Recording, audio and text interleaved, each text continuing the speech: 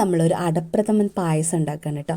അപ്പോൾ ഞാനിവിടെ എടുത്തിട്ടുള്ളത് ഗുഡ് ലൈഫിൻ്റെ ആ പെട്ടിപ്പാലാണ് കേട്ടോ. പിന്നെ നമ്മുടെ പാലടയുടെ മിക്സും.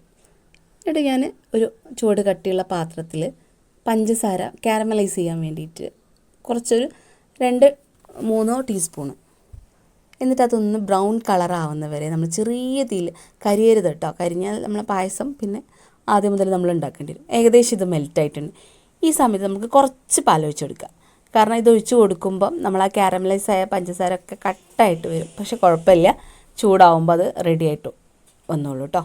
എന്നിട്ടിപ്പോൾ ഞാനത് മെൽറ്റായി വന്നപ്പം നമ്മളെ കയ്യിലുള്ള പാക്കറ്റ് പാൽ മൊത്തം ഒഴിച്ച് കൊടുത്തു. കൂടാതെ 1 കപ്പ് ചൂടുവെള്ളം കൂടെ ഒഴിച്ചിട്ടുണ്ട് കേട്ടോ. കാരണം അത് നമ്മൾ വറ്റി വരാനുള്ളതാണ്. അപ്പോൾ 1 ലിറ്ററിൻ്റെ പാലാണ് കേട്ടോ. നന്നായിട്ട് തിളയ്ക്കുമ്പോൾ നമ്മുടെ പാലടയുടെ മിക്സ്, എനിക്ക് തോന്നുന്നു അതിൽ ഏറ്റവും കൂടുതൽ പഞ്ചസാരയാണ് ഉള്ളത്, നമ്മൾ അടേനെക്കാട്ടും കൂടുതൽ പഞ്ചസാര.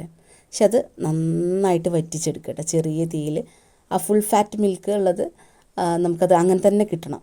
നല്ല ടേസ്റ്റാണ് കേട്ടോ ഈ പായസം.